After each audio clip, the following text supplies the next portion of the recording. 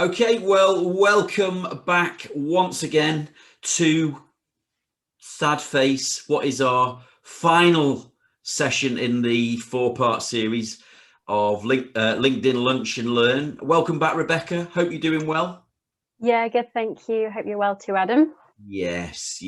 Well, I'm sad but happy. I've really enjoyed this four-part series, so I'm sure we'll do more together in future, but let's crack on.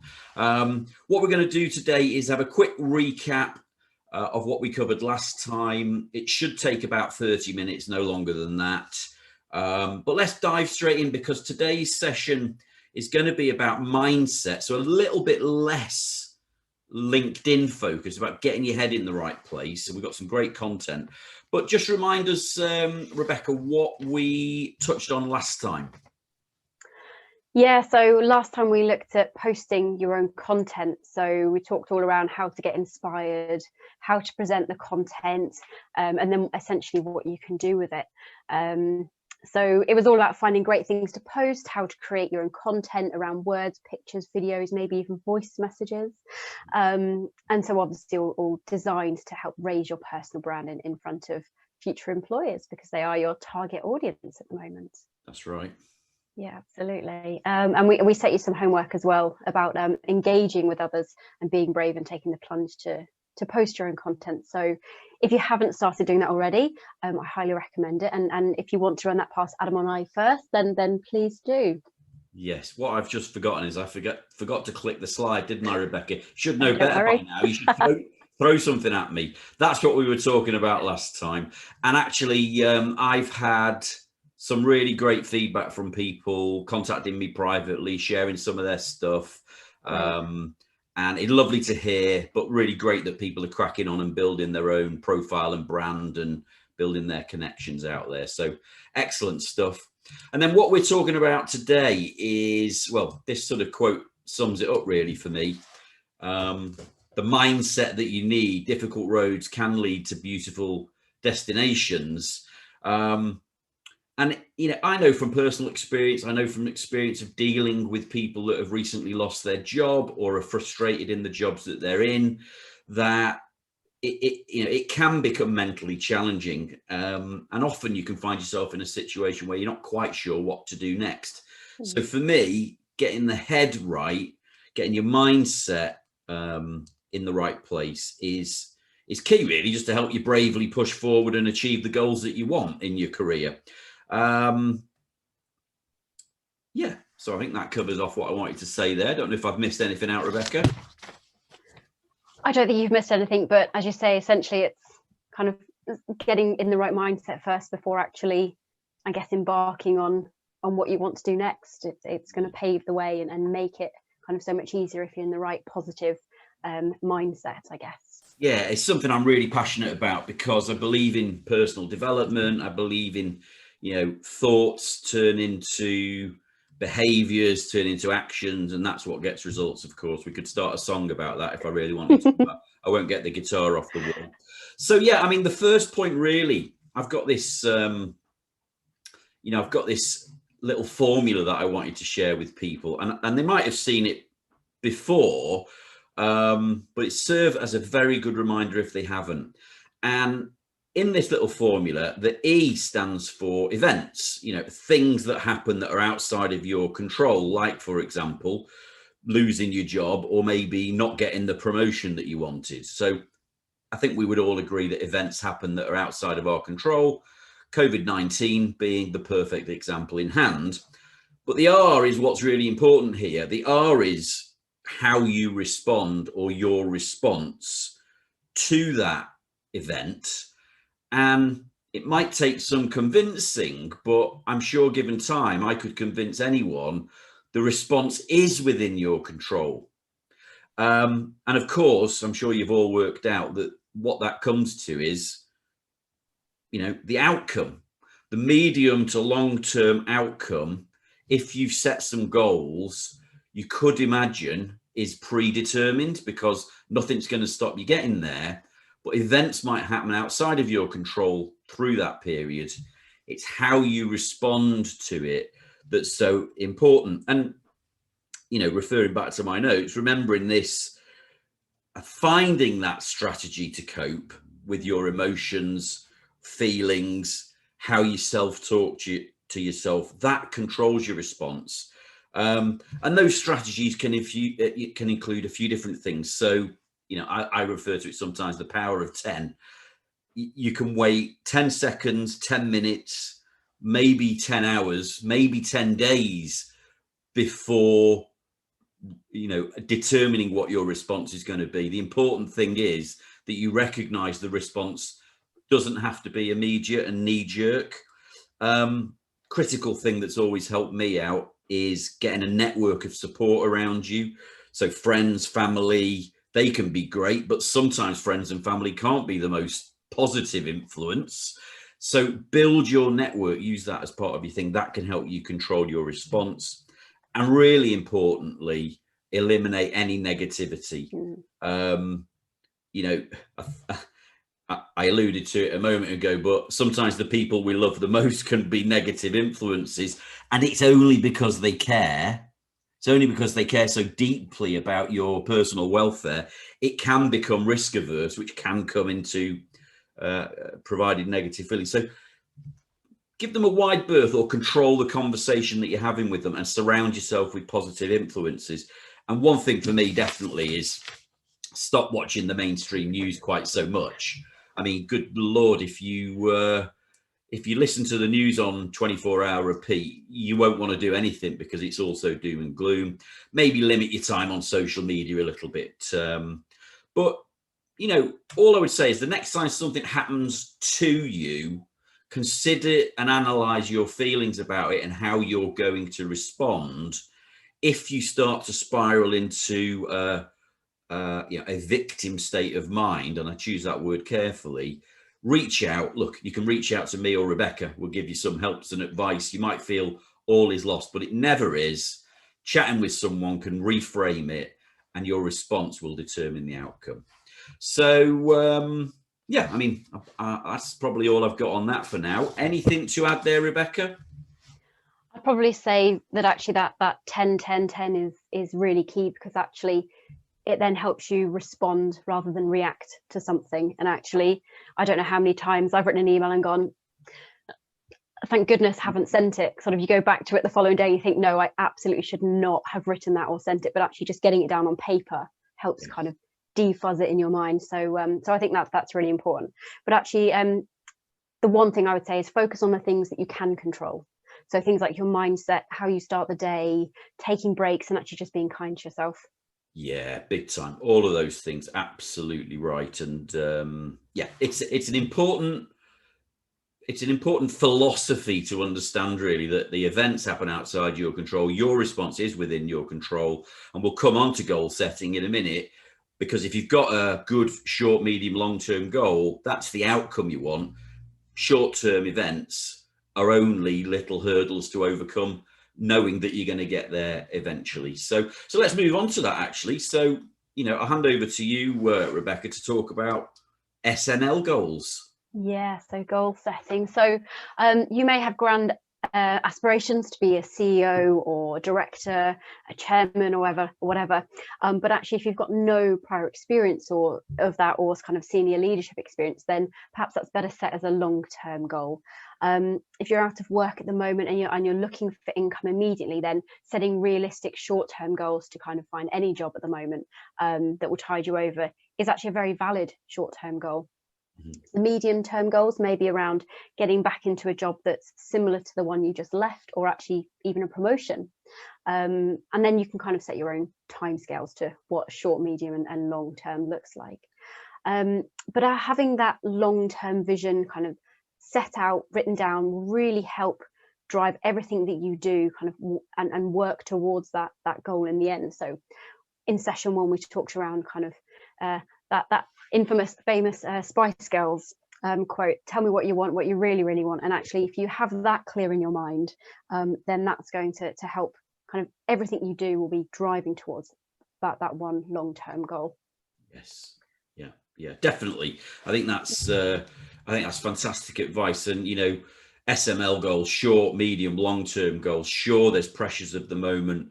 But actually spending that time to think, what do I want? Where do I want to be? What are the stepping stones? Of course, if we lose our job, maybe if we haven't got a big enough nest egg, the first thing is let's create some income. So put that down, write it down on a sheet of paper somewhere, in a notebook, in a diary. I mean, crikey, I've got a million diaries lying around in my office with my name and brand on them. I'll send them out to you if you want them. Write them down somewhere, focus on them, and tick them off as you achieve them. Break them down. You'll get there a lot faster than you ever dreamed possible. But no, short, medium and long-term goals, really important. So then on to the next thing, which I know is going to be key for people. It's about setting that routine. Yeah, absolutely. And we are creatures of habit, aren't we? And so maintaining or starting good routines while you're job hunting is absolutely key. We all work differently. Some of us get up early and work better in the morning, others later in the afternoon, perhaps. So it's all about doing what works best for you, but keeping in that healthy routine. And job hunting itself is a job. So we need to set ourselves goals and checklists to make sure that we're staying on track. So remember back to E+R O, that event, response, outcome. Essentially just keeping those positive daily routines. Get up, get showered, get dressed, make your bed, have breakfast, stick to those routines as if you were kind of in the workplace. And that's really going to help you. So things like building in solid time on LinkedIn, actually having a daily schedule. So hour one is spent around kind of looking at LinkedIn, building your network. Have a 15-minute break, go out for a walk. Schedule in Zoom calls with past employers, colleagues, friends. Actually build out your network, who can then recommend you on potentially. Again, ask for recommendations. Check the job boards. But there's lots that you can be doing kind of in your daily schedule to help become more visible and get back into that routine of kind of job hunting on a daily basis. Yeah, no, I anything else you'd add there? Yeah, I think you've nailed it. Really, have that routine. Importantly for me, when I'm talking to job seekers about what they're going to do, I always say you need to structure your day, and I insist they build in time to get fresh air, to exercise if they can, even if they're not regular exercisers. It's a short walk. Instead of driving to the shop, walk to the shop. The power of nature. Look, I'm no tree hugger, but the power of nature, the power of seeing the open sky, I'm looking outside my window, it just does something to the brain that can't be achieved in any other way. So I don't care if it's raining, get an umbrella or a good coat, or get wet. It doesn't matter. Come home, have a shower. Build into your day opportunity to do that, get the fresh air, and build into your day after each task a short break with a reward. The reward might be a cup of tea and a biscuit. The reward might be 5 minutes on social media, but break it down. Most importantly, stick to that routine, because as you tick those things off that you've achieved every day, A, you'll feel great, and B, you'll be making progress towards your goal. So build that routine in, don't let it drift, and do it as quickly as possible. Something I'm very passionate about, as I'm sure you can tell, Rebecca. Yeah, so great advice. Moving on to point number 4. Now,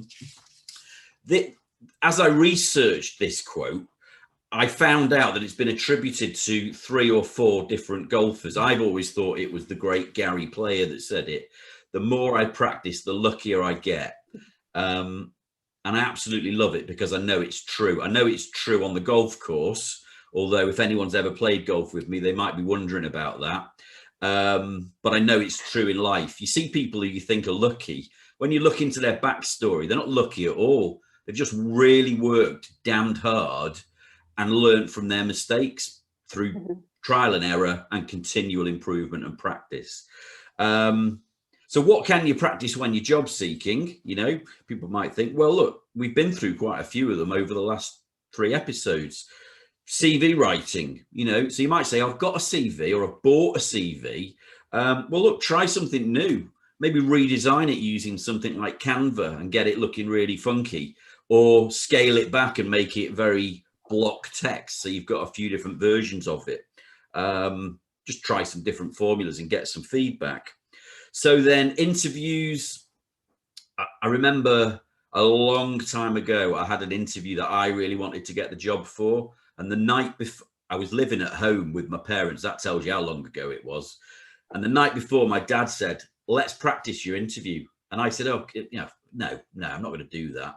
Anyway, he forced me to sit across from him in the armchair, and he absolutely grilled me. And you know what? The interview the next day was a walk in the park. Mm-hmm. So find someone you can practice your interviews with and ask them to go hard on you, because the interview itself will seem very straightforward after that. But you need to be thinking about what the interviewer is going to be asking you. Practice interviews using technology. Everyone's interviewing on Zoom, Teams, Facebook Lives, Google, whatever Google use. Practice using the tech. Yeah. Another big thing, it's like the old, I'm going to drive to the interview venue the day before, which actually you should do if you've got to go to the venue, because nothing worse than being late to an interview. And there's no excuse for being late if you know how much the traffic's going to hold you up. And if you know exactly where it is, you'll get there. So definitely do that, practice, but also make sure you practice the tech. If you're not a Zoom wizard and you've got a Zoom interview, you need to know how Zoom works before you click on that link.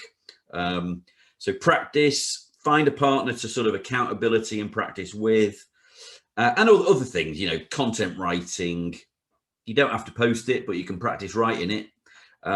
Social media lessons on YouTube, I don't know. There's probably a million other things that you could practice if you wanted to.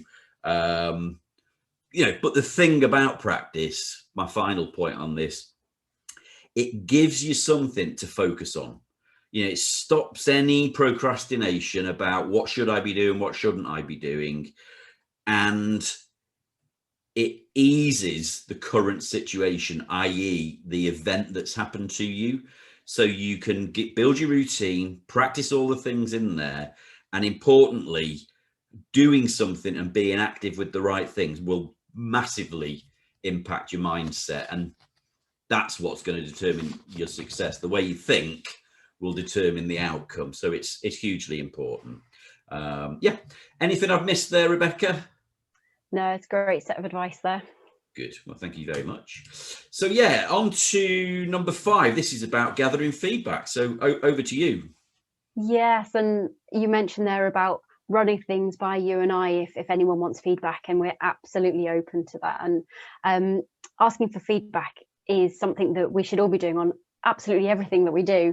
So get trusted friends to review your CV, and as I say, feel free to ask Adam and I anything on LinkedIn either. Ask for recommendations on your LinkedIn profile too, and remember that you can ghostwrite these, or you can ask the person writing the recommendation to focus on a few key points, and then that way you're making sure that they focus on what you want them to portray.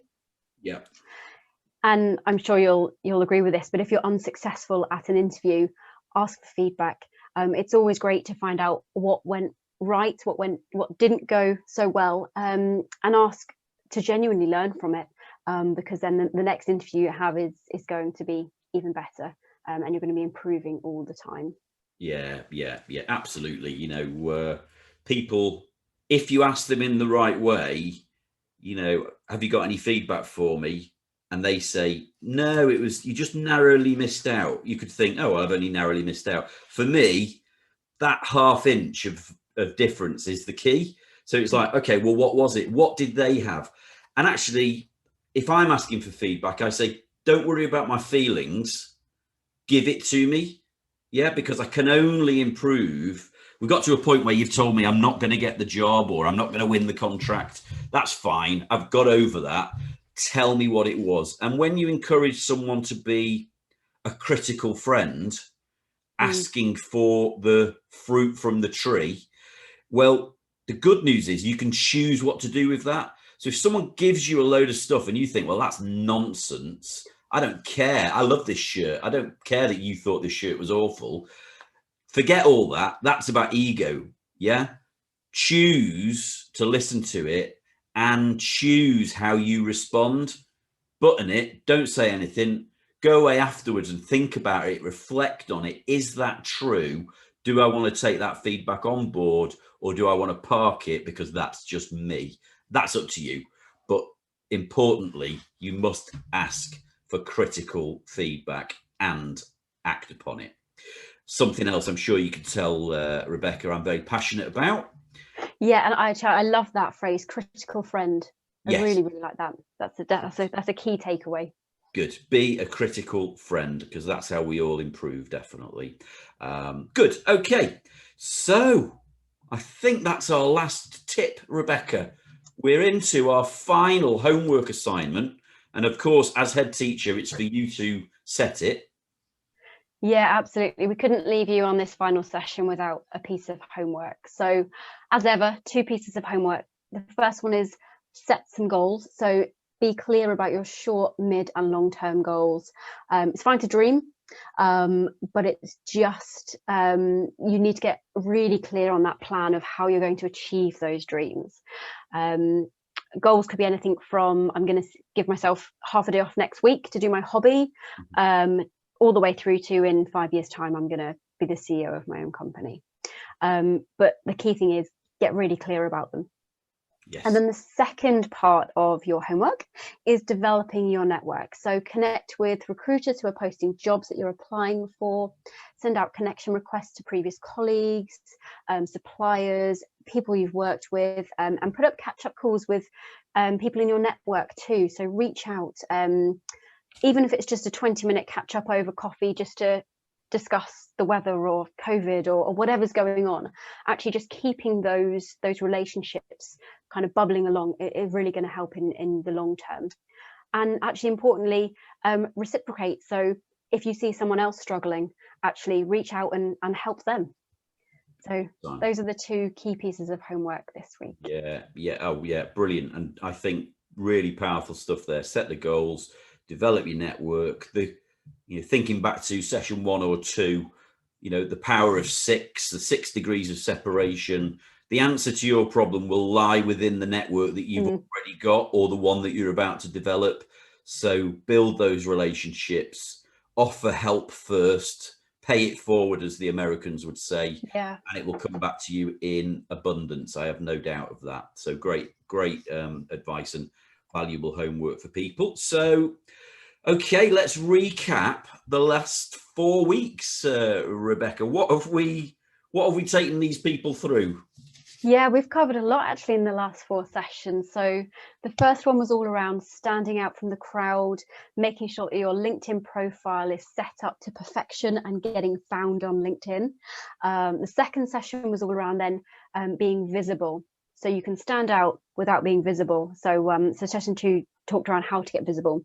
So making sure that you're following the right people and engaging with the right people and content, and joining those communities on LinkedIn.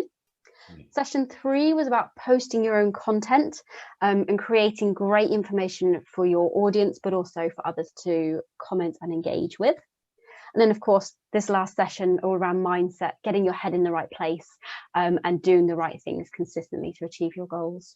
Yes. Yeah. So that's what we've taken everyone on the journey of. All the links, as ever, will be on our profiles in our content feed, or you can contact us directly and we'll send out a link with all of the sessions in there.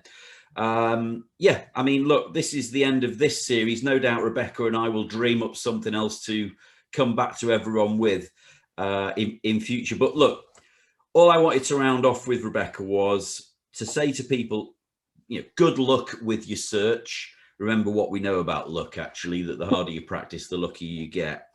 And the fact that E+R equals O, so your outcome is determined by your responses to those things. It's that mindset that will get you to where you want to be. And the great ice hockey player Wayne Gretzky, it's quite a famous quote, really, but he said you miss 100% of the shots that you never take. So make sure you get busy taking relentless action towards your goals. if it feels a bit silly or it's a shot, using the analogy that's a very narrow angle, don't be afraid to take it on. Don't be afraid to, you know, it's not the Spice Girls, it's S Club 7, reach for the stars, because that's how people get on. And look, I know you and I, Rebecca, we're both here to help in any way we can. We've said it many times, and it's absolutely genuinely heartfelt that I know both of us will be giving of our time if people think we can help. If you've enjoyed the series, anyone watching, please like and subscribe wherever you've seen it, whether that's mine or Rebecca's YouTube, Instagram, Facebook, LinkedIn accounts. That's valuable to us. And of course, if you think anyone else could benefit from it, please share it, because we'd like to think there's value in here that other people would be able to see. And, you know, look, last but not least, really, thanks to you, Rebecca, from me. This wouldn't have happened without you suggesting it in the first place. And in truth, without you coming up with the vast majority of all the slides and content. So, you know, I know you've got exciting times ahead. So good luck with everything you do. It's been an absolute delight getting to know you a little bit better. Thank you. Yeah. And just to everyone else, look, be brave, go for it, follow your dreams, and let us know if we can help. Anything, final words from you, Rebecca? Only to say thank you for sticking with us for the last 4 sessions, and if we can help in any way, please do reach out, because it would be an absolute pleasure to offer our help and support. Yes, cool. Right, let's sign off for the last time for now, Rebecca. So goodbye, everyone, and stay safe, be good. Cheers.